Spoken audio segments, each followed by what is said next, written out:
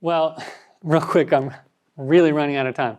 But just very specifically then, what are the things that I would say as I'm praying with someone? Again, I'm thinking in two categories. I'm thinking about God's glory. I'm thinking about their sanctification, or if they're not a believer, their salvation. I'm thinking about how to comfort them in what I say. But the things that I'm actually going to say would be, one, my first request. I have 7 requests here, 7 things that I'm going to ask. If I have time, right, I can mention all 7 requests. If I don't have time, I'm going to limit it. But starting with the things that might be most on the heart of this person that's suffering and in pain, I'm going to pray for healing. Now, I'm going to pray for healing in a theologically informed way, a providential healing. But I have no problem with asking that God would heal the body of the person that I'm praying for. Second thing, I want to pray for the doctors. I want to pray for the nurses. If there's a surgery, providentially that God would orchestrate everything.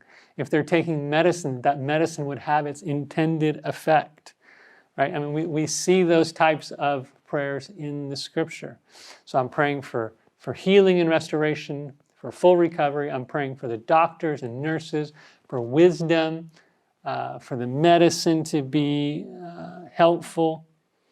And then specifically, I'm going to pray for sanctification. And my language is going to change a little bit. I'm going to say, but most importantly, in other words, I pray for healing, I pray for the doctors, but then most importantly, I'm going to start shifting to the spiritual and the eternal. I'm going to start praying for sanctification in the area of peace, in the area of faith, in the area of trusting God's will. I'm going to pray for this person to be able to say with Job, blessed be the name of the Lord. To pray with Jesus, your will be done.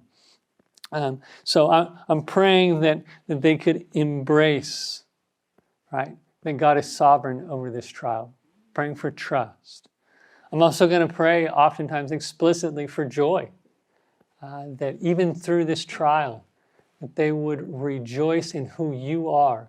Rejoice in the tender mercies that you're giving them, Lord.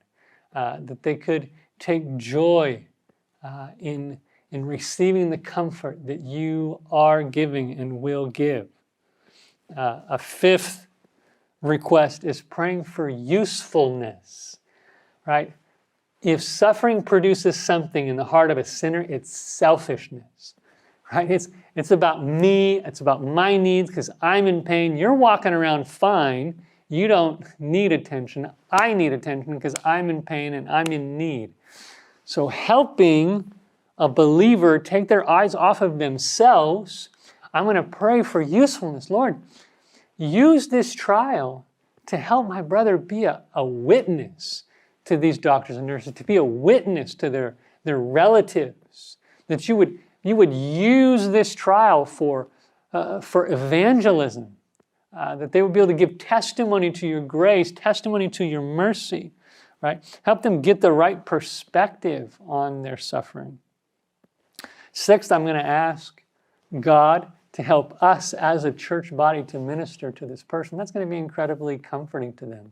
It's going to minister to their heart to know that we're praying and asking God to help us to serve this person.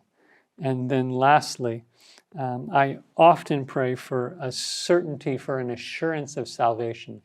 Because I've seen so often that people, especially in chronic suffering, start to question God's goodness, just start to wonder if their suffering is a sign of God's disapproval.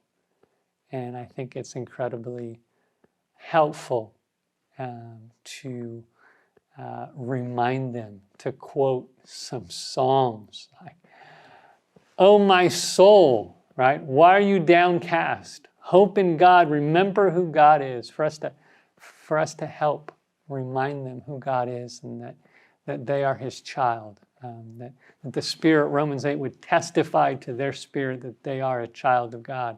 I think it's a great thing to ask the Lord for.